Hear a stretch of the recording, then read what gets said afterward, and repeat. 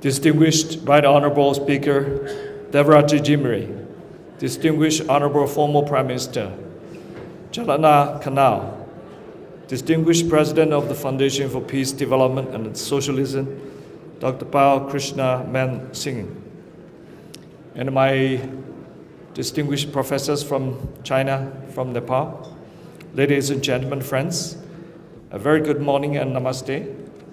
First of all, I'd like to congratulate on the convening of this first session of Kasthamandap dialogue, I hope I pronounce right, on the BRI Miss Nepal, a prosperous future of Nepal-China cooperation.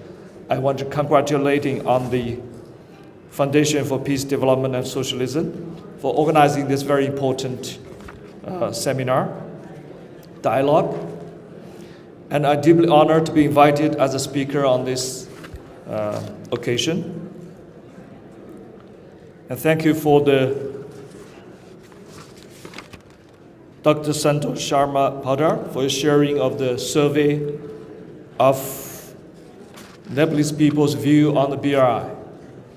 It provided a lot of insights and also make today's dialogue even more relevant. Still, I found that after over a decade of introduction of BRI, after 80 years after Nepal signed the MOU, 3 months after Nepal signed the implementation framework agreements, there's still a lot of misunderstanding or doubts about the BRI in Nepal's community, society, and the people, which make today's seminar even more important and relevant. I know there are many discussions in the past regarding BRI. I know my colleagues from China and Nepal, they will discuss the principles, the projects, the histories of BRI. So today, I want to take the discussion to a new level. So I will share more information on the significance of BRI to Nepal. So today, my speech, the topic will be why BRI matters to Nepal. So you will not heard about the previous discussions about the principles, the major projects under the BRI, how Nepal can benefiting.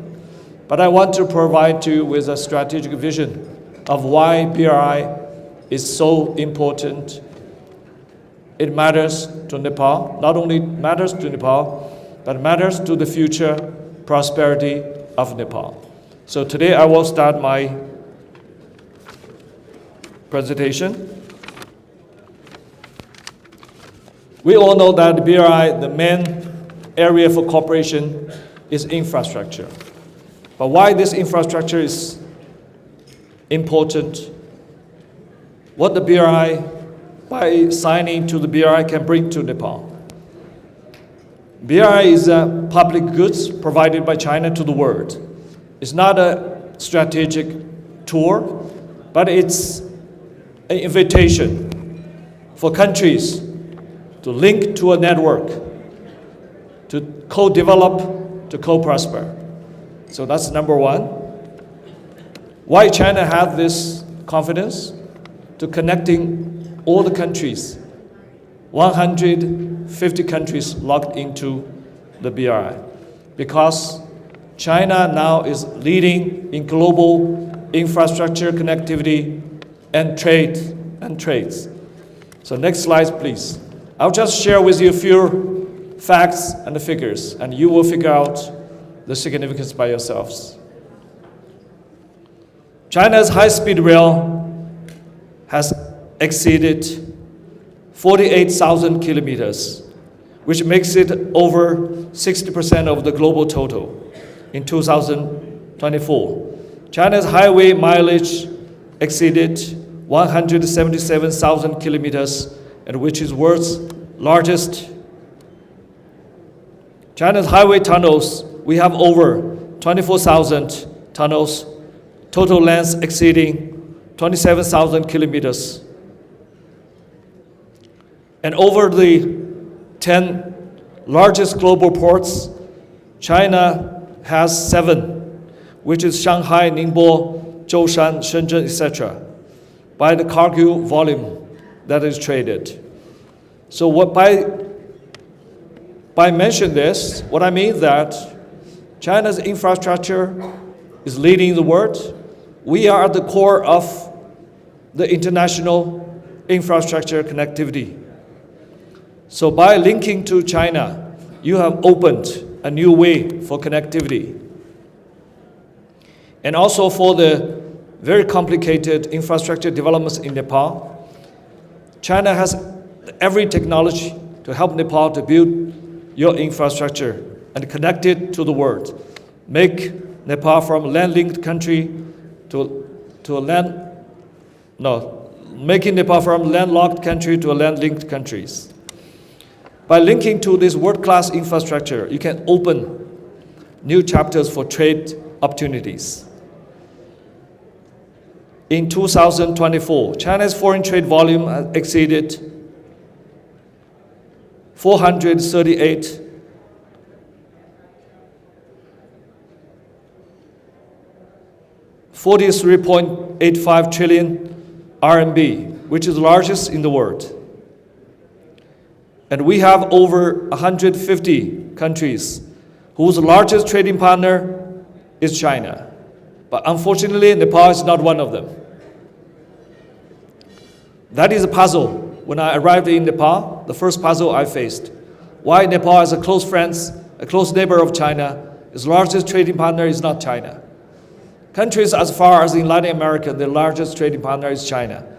So I see potentials, huge potentials for Nepal to tap into these trading opportunities with China. And also in terms of global tourism market share, China has 10%.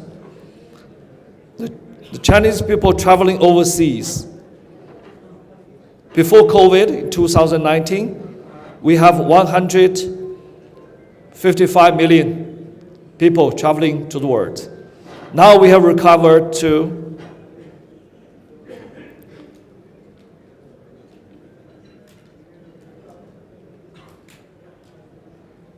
100 million in 2024.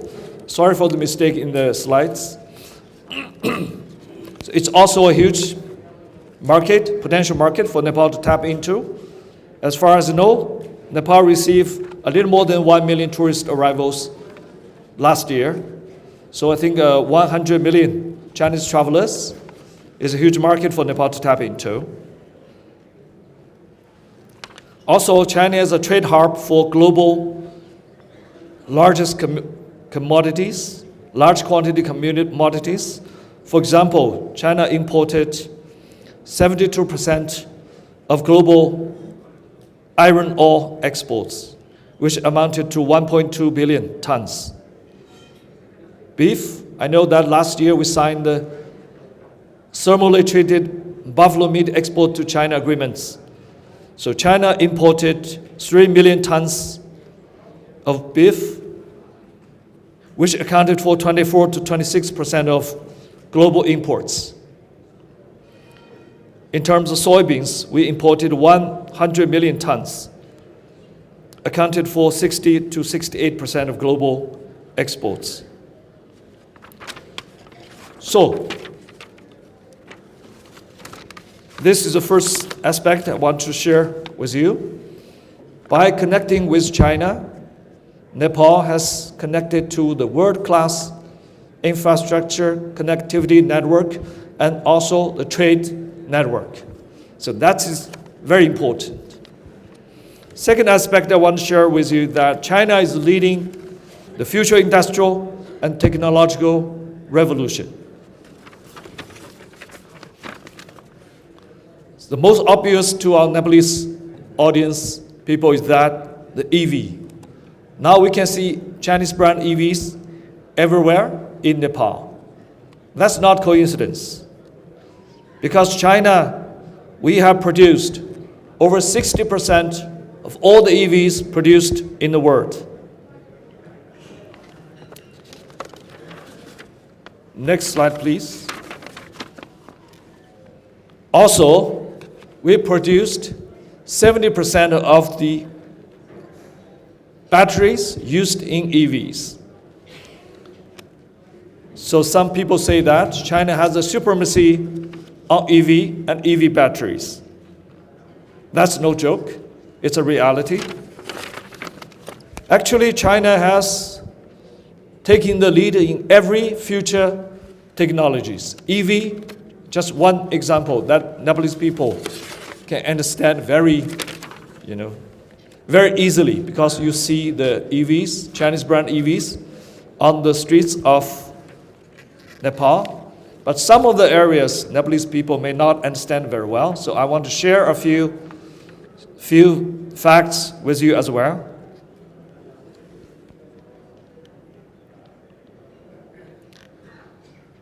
For the future energy development technologies,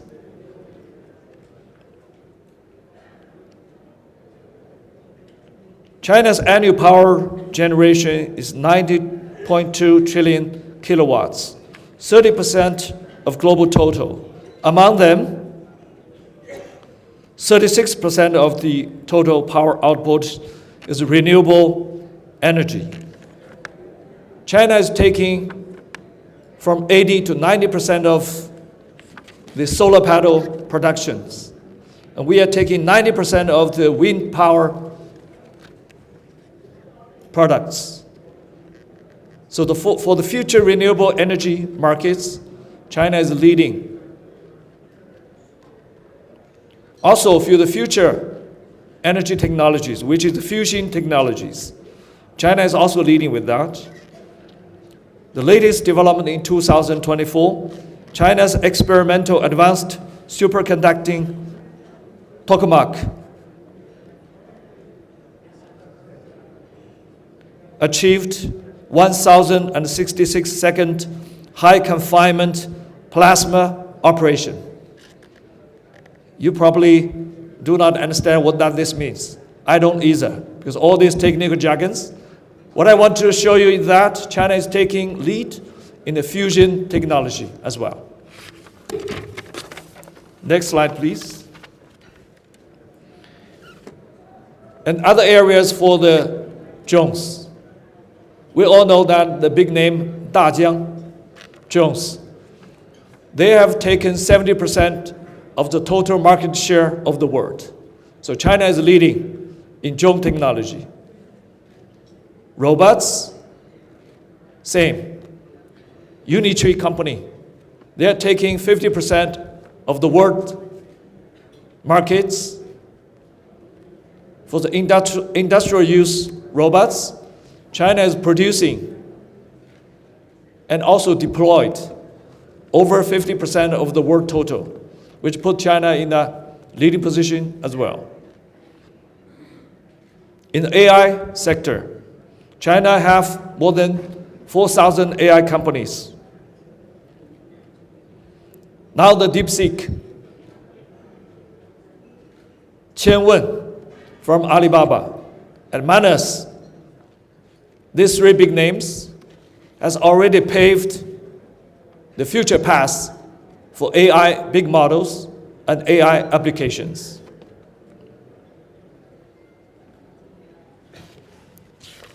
Next slide, please.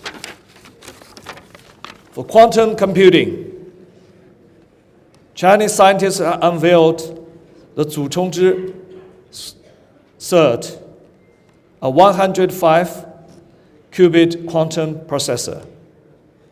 This technical jargon is hard to swallow, but put it simply, that China is on a par with the United States in the race to build the world's most powerful quantum computer. Lunar explorations. China will be the first country to build a lunar base on Moon.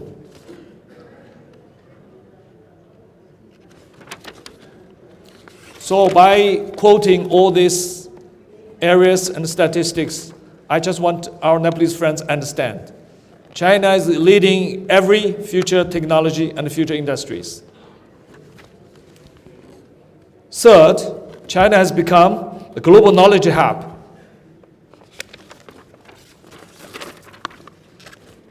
Many Nepalese people ask me why should I study Chinese? What benefits can I get? This is the answer, because China is becoming the knowledge hub for the world. China's R&D investment reached $458 billion US dollars, which put China as the most heavily invested in research and development country in the world.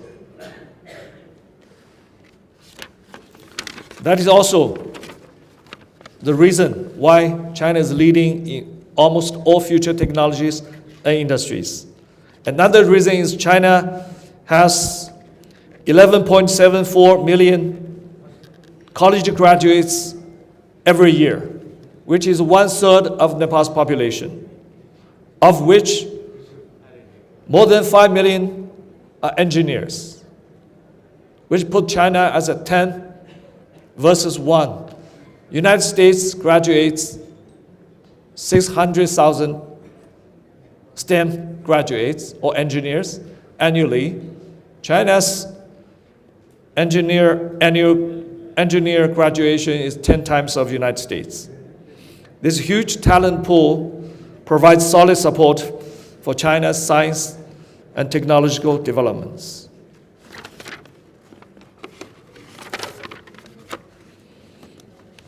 The results of high level of R&D investment and high volume of graduates have resulted in technological breakthroughs in China.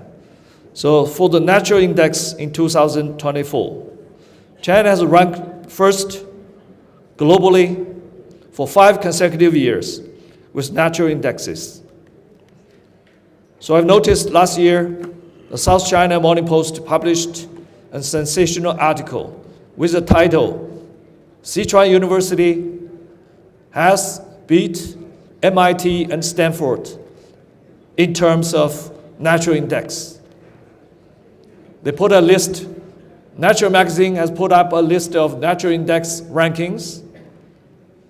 The top 10 universities, with only one university from the United States, Harvard University. The number 2 to number 10, all from China, with Sichuan University ranks 10th, beating MIT and Stanford. So among the natural publication groups, the highly referenced papers, China is ranking 2nd globally in 2023. As patent applications, China has filed 1.6 million applications in 2023, ranks number 1 globally. In terms of 5G patents, China accounted for 40% of global share, leading in the world. About 5G patents, Chinese companies accounted for 35% of global patents, which is also putting China in lead. Those are the 3 areas I want to share with you today. That is why BRI is so important to Nepal. Because by joining the BRI initiative, Nepal is not about building a road, railway, or airport, or exporting some thermal-treated buffalo meat, or welcoming more tourism from China. By signing up for BRI, Nepal is integrating into a global network of progress with China in the center. Be it infrastructure connectivity, be it trade connectivity, be it industrial developments, be it knowledge sharing.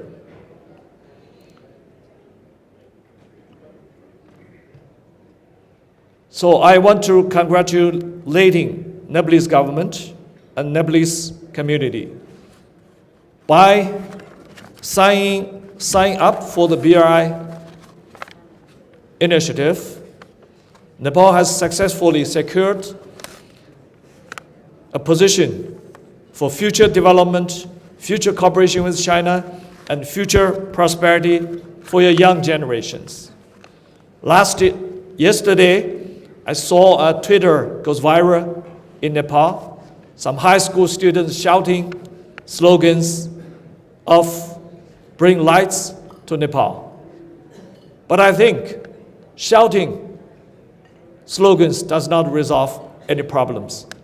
By doing concrete work under the BRI framework will resolve the problem and secure the bright future, not only for our friends sitting today, but also for the young generation still sitting in schools. It is our duty to engage the cooperation between China and Nepal under the BRI framework in the right way. It is our duty to start working. It is our duty to embrace Chinese technology, Chinese market, Chinese wisdom, Chinese initiatives, including BRI, because that will bring a more bright future for Nepal and for Nepal's economy. Thank you so much. Thank you.